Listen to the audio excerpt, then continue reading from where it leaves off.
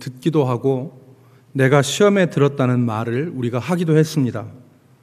여기서 시험이란 신앙의 바른 길을 가지 못하도록 하는 어려움을 의미하는 것입니다. 사람과의 관계에서 또 물질로 인하여서 혹은 하나님과의 관계에서 사람들은 시험에 들곤 합니다. 믿음 생활을 잘 하다가도 어떤 사람의 말 한마디에 걸려서 시험에 들기도 합니다. 그런데 이 시험은 우리가 과거에 이야기했던 이 시험들은 시험의 정도에 있어서 어찌 보면 애교 정도의 시험일 수 있었다라는 생각을 우리가 할 수 있습니다. 그 당시에는 자신의 믿음을 흔드는 시험이라고 생각하고 그런 생각이 들었지만 시간이 흐른 뒤에 지금 생각해 보면 그런 시험들은 아무것도 아니었다라는 생각을 할 수 있습니다. 지금 우리는 교회가 시험을 당하는 상황 가운데 있습니다. 코로나 전염병으로 예배를 드리지 못하고 교회는 사회적으로 비난과 비판의 대상이 되었습니다. 코로나를 바라보는 여러 가지 관점이 있겠지만 목사인 제 판단으로는 이것은 교회에 대한 시험이다라고 저는 규정하고 싶습니다.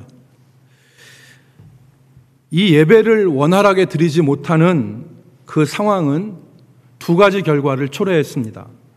첫째는 교회의 분열을 가지고 왔습니다. 우리 교회는 그렇지 않지만 지금 한국 교회 안에는 온라인으로 예배를 드리는 것에 대해서 두 가지 시각이 존재합니다. 하나는 교회가 정부에 굴종하였다. 일제 신사참배도 거부하고 6.25의 포화 속에서도 예배를 드렸는데 예배를 중단하는 것은 믿음의 변절이다 라고 말하는 그런 시각입니다. 일부 신도들은 예배가 그렇게 우스운 것입니까? 라고 말하면서 그런 결정을 내린 목회자들을 비난합니다. 여기에는 일부 신학자들도 동참하고 있습니다. 두 번째 시각은 앞에 말한 사람들을 비난하는 시각입니다. 이웃의 고통과 아픔을 고려하지 않고 예배만을 주장하는 것은 하나님의 뜻이 아니라는 것입니다. 이것은 예배 지상주의라고 말할 수 있습니다. 예배만을 목적으로 삼는 행동이라는 것입니다. 하나님은 예배의 형식과 예배만을 원하시는 것이 아니라 하나님을 사랑하고 이웃을 사랑하는 참된 믿음을 기뻐하시는데 믿지 않는 사람들에게 원성을 사고 피해를 가하면서까지 오로지 예배만을 주장하는 것은 참된 믿음이 아니라는 시각입니다. 여러분, 한 조사에 의하면 코로나로 인하여서 한국 교회가 온라인으로 완전히 전환한 교회가 60% 정도가 되고 우리 교회처럼 온라인과 예배당에서 예배를 병행하는 교회가 25% 정도가 되고 그리고 현장 예배만을 드리는 교회가 15% 정도 된다고 합니다. 이게 통계로 나와 있는데 교회 안에서는 다양한 생각이 존재합니다. 이렇게 교회만 다양한 것이 아니라 교회 안에서도 다양한 생각이 있을 수 있습니다. 자칫 잘못하면 교회 안에서도 교회가 분열되는 위기가 올 수도 있는 것입니다. 어떤 사람은 이게 예배냐 하는 사람도 있을 수 있고 어떤 사람은 그렇게 예배 드려야만 하느냐라는 사람도 있을 수 있을 것입니다. 교회가 분열될 수 있습니다. 이에 대해서는 신학적인 사고가 필요합니다. 맨 처음 이 예배에 대해서 신학적인 정리를 한 사람들은 고신대학교 신학대학원 교수들이었습니다. 그리고 두 번째가 우리 총신대학 신학대학원의 교수님들이었습니다. 그들은 예배에 대한 신학적인 입장을 내놓았습니다. 교회는 하나님 사랑과 이웃 사랑의 계명을 지켜야 하고 지금의 상황은 예배를 드림으로 자기의 목숨을 잃던 신사참배의 상황과 달리 우리가 예배 드림으로 이웃의 안전을 위협하는 상황이며, 종교개혁 시대 유럽에 흑사병이 창궐하여서 유럽 인구의 4분의 1이 죽어갔을 때 신자들은 자기 목숨을 내놓고 이웃을 돌보고 치료했는데, 이것은 교회가 자기 중심의 이기주의적 집단이 아니라 이웃을 내 몸과 같이 사랑하는 사랑의 공동체여야 함을 보여주는 것이다. 이런 정리를 했습니다. 우리 교회도 고신대학과 총신대학의 입장문이 나오기 전에 교회 예배에 대한 그런 결정을 정리하여 여러 성도들에게 보내드린 바가 있습니다. 그 내용은 앞에서 말씀드린 두 대학의 입장문과 70% 내지 80%가 동일한 그런 내용이었습니다. 영국의 저 유명한 옥스퍼드 대학의 수학과 교수이자 기독교 변증가인 존 레녹스라고 하는 사람이 쓴 코로나 바이러스의 세상, 하나님은 어디 계실까라는 그 책에 이런 구절이 나옵니다. 위생을 중시하는 크리스천의 동기는 자기 보존이 아니라, 우리가 손을 씻고 중세 사람들이 위생을 철저하게 지키고 한 것은 자기 보존이 아니라 이웃을 섬기는 윤리에서 나온다. 우리는 고통받는 자를 돌보고 싶다. 이는 무엇보다도 건강한 자를 전염시키지 않는 것을 뜻한다. 초기 크리스찬들은 역병의 시기에 돌봄을 제공하는 위생적인 장소로 유럽 최초의 병원들을 설립했다. 그 바탕에는 부주의해서 질병을 더욱 확산시키는 것은 살인이라는 생각이 있었다. 이게 존 레녹스의 말입니다.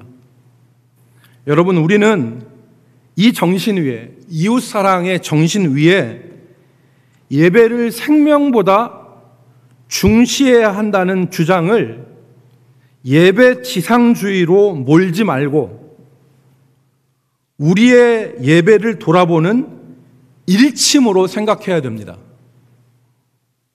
코로나 상황에서 드리는 예배가, 온라인 예배가 하나님이 받지 않으시는 구역질 나는 예배가 되지 않도록, 마음이 없이 드리는 손쉬운 예배 형태가 되지 않도록 우리가 주의해야 합니다. 온라인 예배를 드리면서 아무런 준비와 아무런 정성도 없이, 헌금도 없이 침대에 누워서 오락거리인 유튜브를 보는 것과 같은 형태로 예배한다면 그것은 예수님이 말씀하신 좁은 길이 아니라 넓은 길로 가는 것입니다. 예배를 원활하게 드리지 못하는 것이 교회의 분열만을 가져온 것이 아니라 교회의 약화를 가지고 왔습니다. 코로나가 잠잠해져서 예배를 회복해도 예배에 나오지 않는 성도들이 생긴 것입니다. 우리 교회도 지난 몇 달 동안 사부 예배를 드렸는데, 그래서 예배에 성도들이 참석하도록 하였는데 출석 성도가 지난 출석 대비 71.2%의 회복을 보였을 뿐입니다. 우리 교회의 치수에서 보는 바와 같이 한국교회는 코로나 이후에 적게는 3분의 1, 또 많게는 절반 이상의 감소를 보일 것이다 라는 예측이 나와 있습니다. 코로나는 한국교회의 시험입니다. 이 코로나의 상황이 교회의 시험이 되는 것은 한국교회가 사회적 비난의 대상이 된 것입니다. 그동안 목회자들의 성추문, 그리고 교회의 분열로 한국교회가 사회적 신뢰를 잃어왔는데, 이번 코로나로 인하여 한국교회는 비난과 혐오의 대상으로 전락했습니다. 정부의 명령으로 문을 닫게 된 자영업자들은 교회를 욕하고 비난합니다. PC방, 노래방 같은 데는 아예 정부 명령으로 문을 못 여는데 그들이 교회 욕을 합니다. 물론 그 원인이 한국 교회에 있느냐? 그렇지 않습니다. 안철수 씨가 얼마 전에 정부가 K방역이다 뭐다 하면서 자화자찬하고 방역의 끈을 느슨하게 하여서 제2차 유행이 이렇게 된 것을 교회를 희생양 삼아서 교회의 탓으로 돌리지 말아라 라는 옳은 말을 했습니다. 이 8.15를 중점으로 해서 2차 확산이 된 것이 교회의 탓이냐? 아니다. 정부가 그동안 K방역 성공했다 자화자찬하면서 여행권 나눠주고 상품권 나눠주고 하면서 느슨하게 한 것이 원인이지 왜 교회를 희생양 삼아서 교회 탓을 하느냐라고 안철수 씨가 바른 말을 했잖아요. 여러분, 그러나 대중은 그런 사실관계를 확인하지 않습니다. 시비가 가려져도 교회는 부정적인 이미지로 각인될 것입니다. 이런 때 우리가 어떻게 해야 됩니까? 우리는 이런 시험의 때를 통과하면서 어떻게 해야 될까요? 그런 의미에서 오늘 우리에게 필요한 말씀과 기도가 바로 주기도문의 6번째 간구입니다. 주님께서는 제자들에게 너희는 이렇게 기도하라 라고 하는 주기도를 알려주셨는데 이 주기도는 기도의 내용입니다. 이런 내용으로 기도해라 라는 뜻입니다. 6가지 간구가 있지 않습니까? 우리가 잘 아는 대로 이름이 거룩 여김을 받으시오며 나라에 임하옵시며 뜻이 하늘에서 이루어진 것 같이 땅에서도 이루어지고 오늘날 우리에게 일용할 양식을 주옵시고 우리의 죄를 사하여 주시고 6번째 간구가 오늘 우리가 읽은 13절 우리를 시험에 들게 하지 마시옵고 다만 악에서 구하옵소서. 우리 개혁교회의 중심 교리서인 하이델베르그 요리문답 제27문답에서는 이 시험에 들지 말게 하시고 다만 악에서 구하옵소서가 어떤 의미인지를 정확하게 정의했습니다. 우리를 시험에 들게 하지 마옵시고 다만 악에서 구하옵소서라는 뜻은 우리가 너무 연약하여 우리 자신만으로는 한순간도 설 수 없사오며 더욱이 우리의 철천지 원수인 마귀와 세상과 우리 자신의 육신이 끊임없이 우리를 공격하오니 주의 성령의 능력으로 우리를 보존하시고 강건케 하사 이 영적 전투에서 굴복하지 않고 마침내 완전한 승리를 얻기까지 강건하게 대항하게 하시옵소서라는 것입니다. 이게 지금 하이델베르그 요리문답 127문의 답입니다. 그러니까 우리는 하나님의 거룩한 백성들이지만 구원받은 백성들이지만 우리의 구원은 완전하지만 우리는 너무나 연약하고 우리의 원수 마귀는 한시도 교회를 가만두지 않고 시험과 유혹과 죄악의 올무의 덫과 이 시험을 우리 가운데 던지는데 그 교회 가운데 교회를 보호하여 주시고 건져달라고 하는 기도입니다. 여러분, 그런데 오늘 우리가 이 마태복음 6장 13절의 말씀을 자세히 들여다보면 이 하이델베르그 요리문답에서 이 해설에서 언급하지 않은 새로운 사실을 하나 발견할 수 있습니다. 그것은 시험의 주체가 원수 마귀만이 아니라 하나님도 시험하신다는 것을 우리는 깨달을 수 있습니다. 본문에 사용된 시험이라고 하는 말은 헬라어 페이라스모스라는 말인데 이 페이라스모스라는 말의 동사형은 페이라조라는 말입니다. 이 페이라스모스, 페이라조, 이 말이 무슨 뜻이냐? 어떤 사물의 정체와 혹은 본질을 알기 위해서 시험하는 것. 여기 컵이 있는데 이 컵이 쇠로 된지 아니면 사기로 된지를 우리가 알아보기 위해서 만져도 보고 보기도 해요. 그리고 제가 이 아래 내려서 저 시멘트 바닥에다가 이 컵을 떨어뜨리면 새로 됐으면 이건 깨지지 않겠지만 사기로 된 것은 깨지면 완전 부서지겠다. 내려놓으면 깨지겠죠. 이게 시험하는 것입니다. 시험이란 말은 어떤 사물이나 어떤 것의 본질과 정체를 알기 위해서 테스트하는 것. 이것이 시험입니다. 그런데 이 시험은 우리가 잘 알듯이 마귀도 합니다. 신약 성경의 60회의 용례에서 보면 원수 마귀가 시험을 합니다. 악한 자들이 시험을 했습니다. 우리가 잘 아는 대로 예수님이 공생애를 시작하기 전에 광야에서 마귀의 시험을 받았습니다. 또 바리새인과 종교 지도자들이 예수님을 시험하였습니다. 마태복음 19장 3절에 보니까 바리새인들이 예수께 나와 그를 시험하여 이르되, 예수님을 시험했습니다. 사람이 어떤 이유가 있으면 그 아내를 버리는 것이 옳으니까. 원수와 악한 자들이 시험합니다. 그러나 성경은 이 시험의 주체가 하나님이시라는 것도 우리에게 깨닫게 합니다. 요한복음 6장 6절 말씀에 보면 예수님께서 빌립을 시험하십니다. 이렇게 말씀하심은 친히 어떻게 하실지를 아시고 빌립을 시험하고자 하심이라. 뿐만 아니라 여러분, 창세기 22장 말씀에 보면 하나님이 이삭으로 말미암아 아브라함을 시험하셨다고 하였습니다. 창세기 22장에 보면 하나님이 아브라함을 시험하셨습니다. 여러분, 왜 하나님은 사람을 시험하시는 것일까요? 여기에 믿음의 비밀이 숨겨져 있습니다. 마귀와 악한 자들의 시험은 말 그대로 유혹입니다. 죄를 짓게 하려고 하는 유혹입니다. 그러나 하나님의 시험은 죄를 짓게 하는 것이 아니라 믿음의 사람이나 교회가 어떤 상태인지를 드러내기 위한 시험, 증명하기 위한 시험을 주시는 것입니다. 여러분, 김은수 목사님이란 분이 개혁신학의 기초라고 하는 책을 쓰셨는데 이 부분에 대해서 이렇게 해설을 했습니다. 이와 같이 하나님께서 믿음의 연단으로 주시는 시험과 사탄의 사악한 유혹은 그 시작과 결말이 전혀 다르다.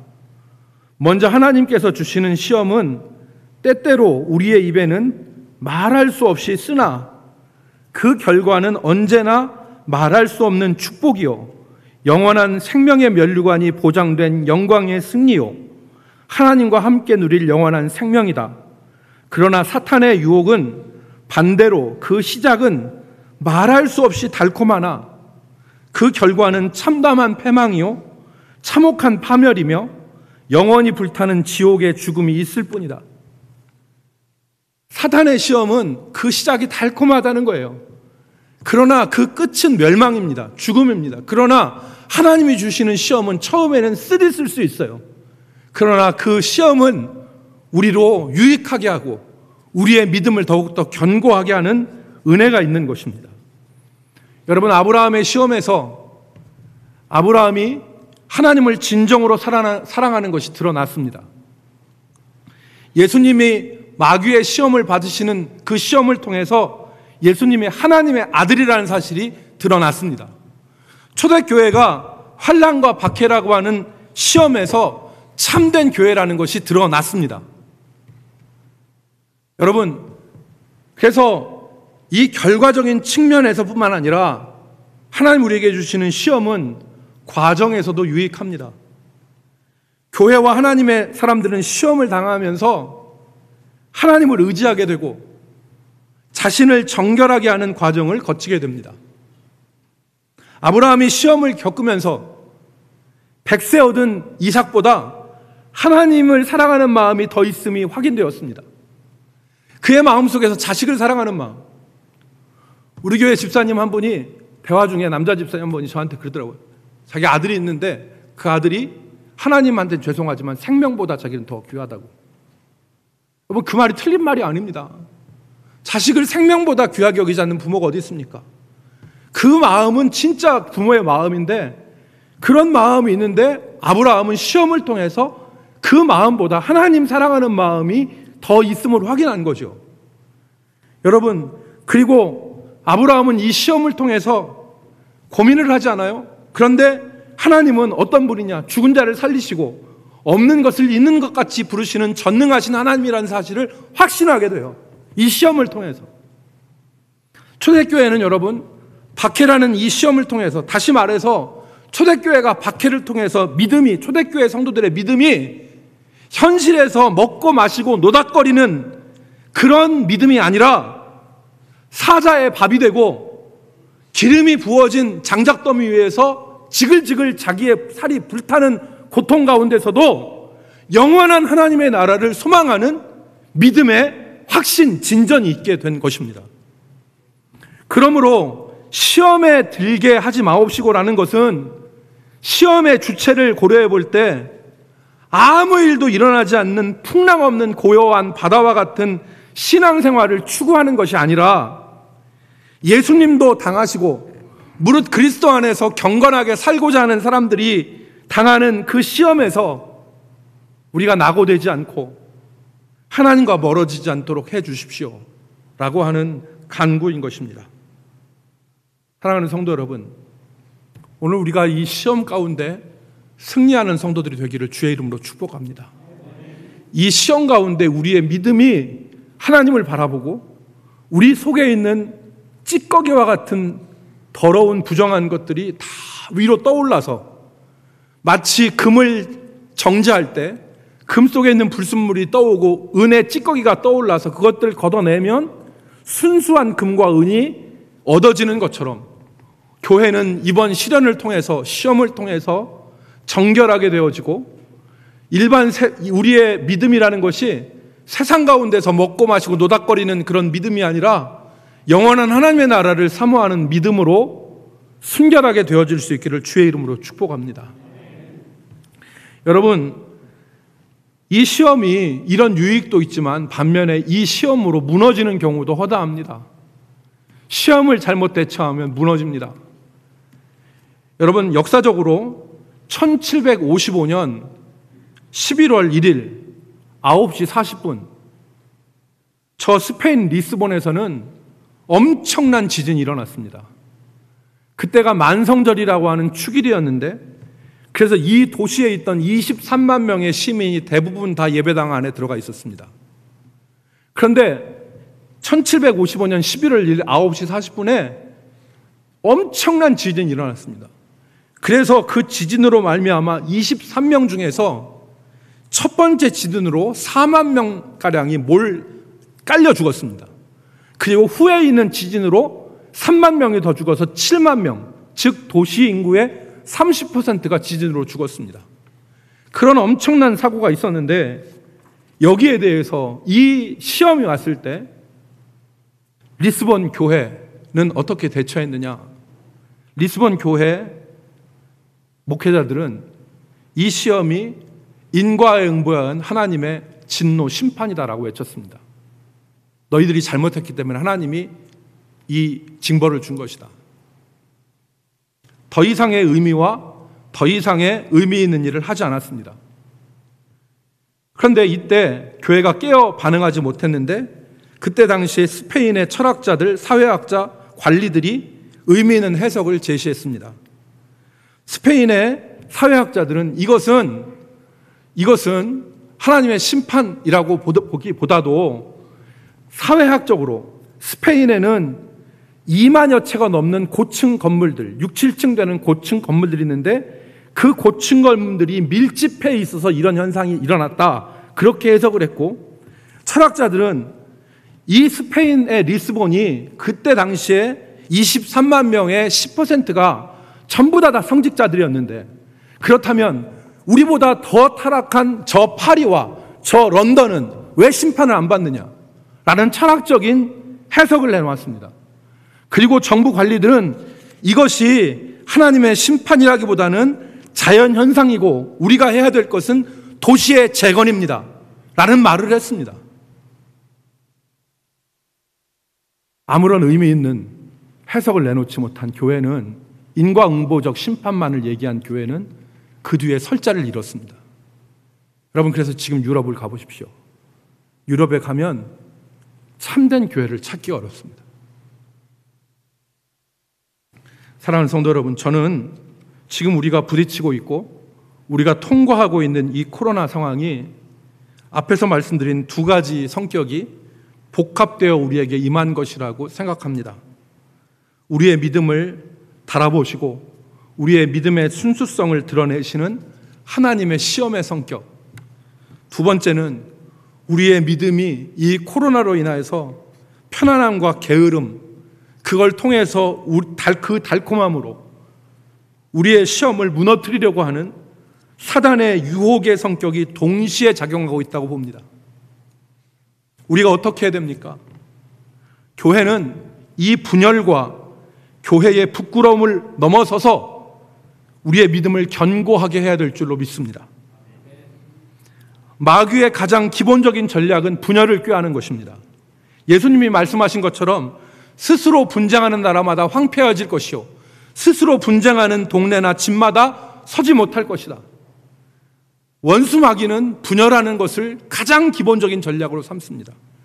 그래서 오늘 우리가 이 가운데 예배하면서 하나님 앞에 우리는 현장 예배를 드려서 우리는 의로운 사람들이고, 니네는 현장 예배 안 드리니까 니네는 정부에 굴종한 사람들이고 너네는 믿음이 없는 변절자들이라, 이렇게 얘기하면서 교회를 분열시킬 게 아니라 정말 우리가 예배할 때 정말 더 정성스럽게, 그래서 온라인 예배를 드리는, 이곳에서 예배하지 않고 온라인 예배 드리는 성도들은 그냥 뒹굴면서 예배하는 거 아니고 그냥 억지로 예배하는 게 아니라 정말 청소해놓고 하나님이 이곳에 함께 하시는, 이곳이 하나님이 거하시는 성전, 처소다, 이런 생각을 가지고 하나님 앞에 예배하고, 그리고 기도에 힘쓰고 성도들이 사랑의 본질을 더욱더 추구해서 성도들을 돌아보면서 살아가는 것이 오늘 우리가 나아갈 길입니다.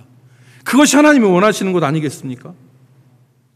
그리고 우리가 바울 사도 말씀처럼, 바울 사도는 기독교인들을 해악으로 여기고 유대인들에게 있어서는 기독교인들이 박멸의 대상인 혐오의 사람들이었을 때 로마서 1장에 이런 말을 하지 않았습니까? 내가 복음을 부끄러워하지 아니하노니 이 복음은 모든 믿는 자에게 구원을 주시는 하나님의 능력이라. 복음을 부끄러워하지 않는 것입니다. 식당 가서 그냥 믿는데도 기도하지 않고 그냥 밥 먹고 사람들이 기독교인이라고 할까 봐, 여러분, 제가 말하는 거 큰 소리로 기도하라는 게 아닙니다. 머리 숙여서 하나님 앞에 기도하고 밥 먹고 교회 올 때 성경책 숨겨가지고 오지 말고 하나님 앞에 복음을 부끄러워하지 아니하는 모습. 여러분, 그래서 이 고난의 시간을 잘 견뎌내서 우리의 믿음의 순수성이 살아나고 우리의 믿음이 더욱더 굳건해지는 유익을 우리 교회가 누려야 됩니다. 마지막으로 여러분, 우리가 잘 아는 성경 구절 한 구절 읽고 말씀을 마치겠습니다.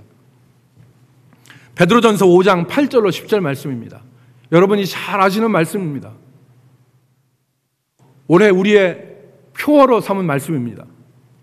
자, 같이 읽겠습니다. 근신하라. 시작. 근신하라, 깨어라. 너희 대적 마귀가 우는 사자같이 두루다니며 삼킬 자를 찾나니 너희는 믿음을 굳건하게 하여 그를 대적하라. 이는 세상에 있는 너희 형제들도 동일한 고난을 당하는 줄을 알미라.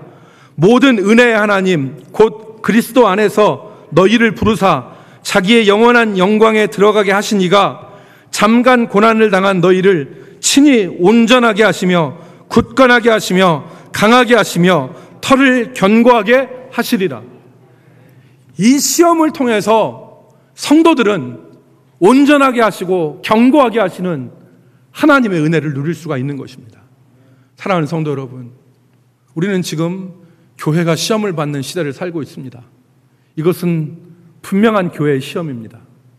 이 시험 가운데서 우리들이 믿음으로 깨어 있어서 우리 신앙 가운데 그동안 있었던 세상에 먹고 마시고 세상의 영광에 취해 있던 우리 속에 있는 이 믿음의 찌꺼기들을 떠오르게 하고 그것을 걷어내서 정금같이, 그리고 찌꺼기가 제거되어진 순수한 은과 같이 주님 앞에 나갈 수 있는 우리 남부교회 성도들 되실 수 있기를 주의 이름으로 축복합니다. 기도하겠습니다. 하나님, 이 시험의 때를 분명히 우리가 인식하고 하나님의 뜻이 어디 있는지를 깨달아서 우리가 이 시험으로 더욱더 온전하여지고 견고하게 되어지는 은혜를 누리게 하여 주옵소서. 하나님 붙잡아 주옵소서. 시험에 들게 하지 마옵시고 다만 우리를 악에서 건져 주시옵소서. 하나님을 의지하게 하시고 전능하신 하나님을 바라보게 하여 주옵소서. 예수님의 이름으로 기도 올리옵나이다. 아멘.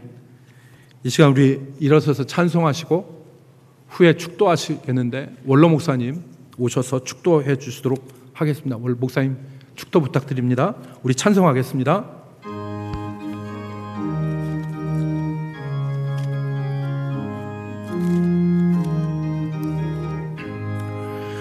너 시험을 당해 죄 짓지 말고 너 용기를 다해 곧 물리쳐라. 너 시험을 이겨 새 힘을 얻고 주 예수를 믿어 늘 승리하라. 우리 구주의 힘과 그의 위로를 빌라. 주님 내 편에 서서 항상 도우시리.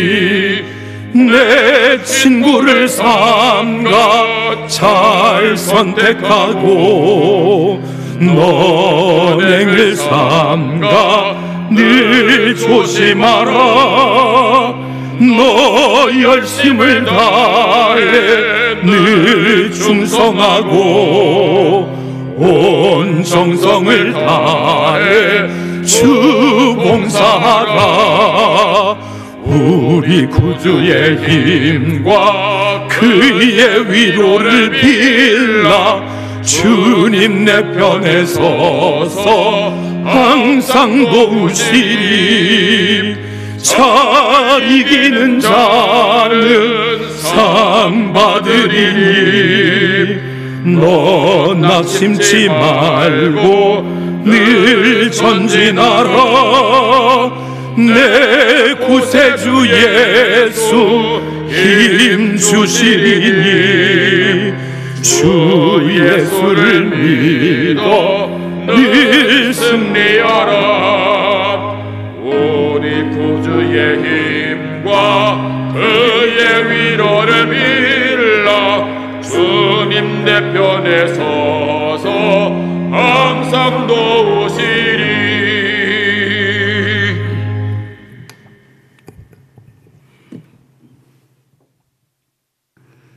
우리 구주 예수 그리스도의 은혜와 하나님의 지극하신 사랑과 성령님의 교통하심이 시험에 들지 않도록 깨어 기도하며 시험에서 승리하기를 결심하는 우리 성도들과 온 가족들과 주님을 사랑하는 지상에 있는 모든 사람들 우에 이제로 영원토록 있을지어다. 아멘.